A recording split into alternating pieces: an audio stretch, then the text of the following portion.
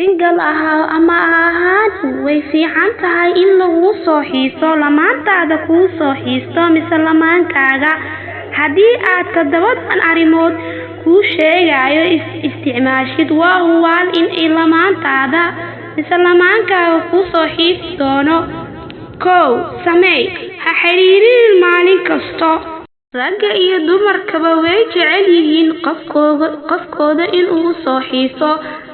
Wada sheekaysiga aan maalin kasta aan dhammaanin waxaad samaysaa qofkaaga inuu kuu soo xiiso masaqaftaada ka yara xaki oo cabaar yariis oo yara qaata break laakiin fiiro gaar ah.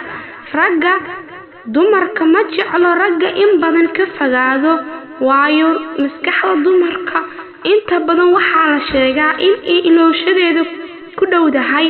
Haddaba iska ilaali lamaantaada in aad mar badan aad ka fogaatid laakiin xiise geli oo ugu badnaan adiga maalin qur ah ka maqnaaw oo xiriirkiina jaceylka ahay wada sheekaysiga ahay haki. Taasina waxay keeni kartaa xiiso fara badan in ay lamaantaada kuu qaado mise lamaankaaga. 2. Isticmaal caraf gooni ah.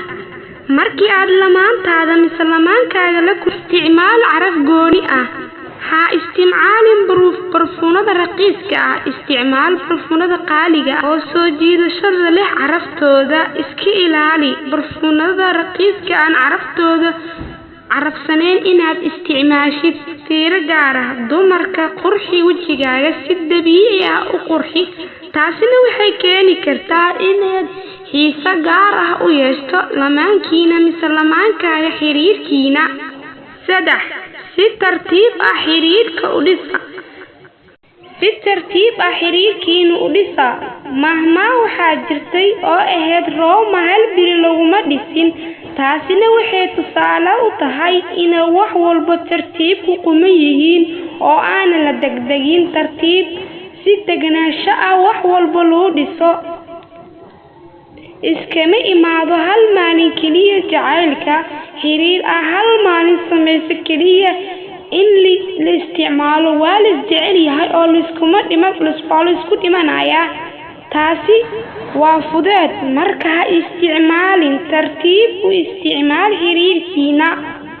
4. Noqo qof aan la qiyaasi karin. Haddaad doonaysid in lagaa fikiro oo lagu xiiso noqo qof aan la qiyaasi karin.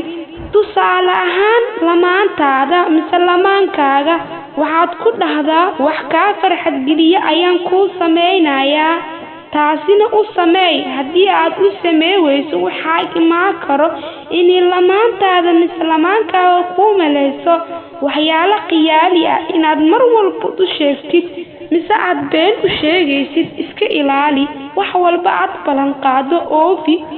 Ballantana diinteena way ka dardaarantay. Markaa dhahdid wax ayaan kuu sameynayaa markii aan yareen hooyo markii ay ku tiraahdo wax kaa farxiya ayaan ku siinayaa mise aabbo maalintii oo dhan waad ka fikiri jirtay.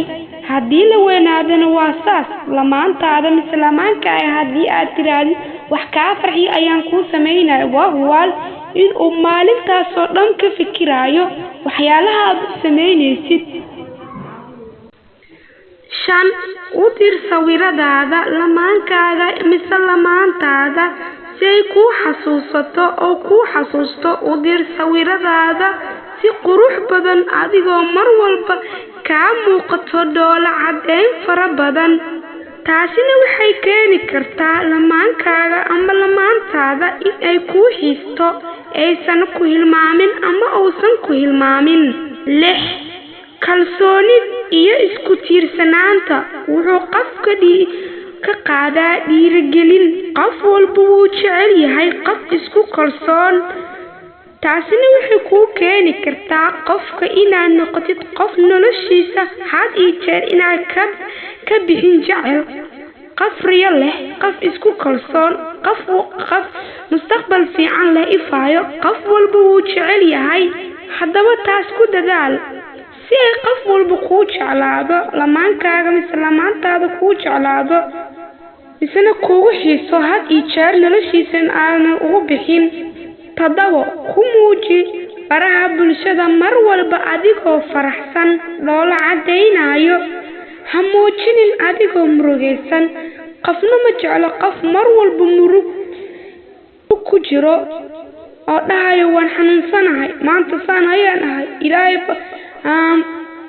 qofka cabashada badan qof jecel ma jirto marka muuji farxadaada kaliya wixii cabasho aan ilaahay subxaanahu wa tacaala bari si uu ka qaado ilaahay u sheego haddaba si aad u xiiso geliso lamaantaada mise lamaankaaga muuji farxadaada haddii aad nagu cusub tahay channelkeena subscribe-ka ha naga hilmaamin haddii aad hore nala joogtana like-ta iska saar oo comment qurux badan ka bixi.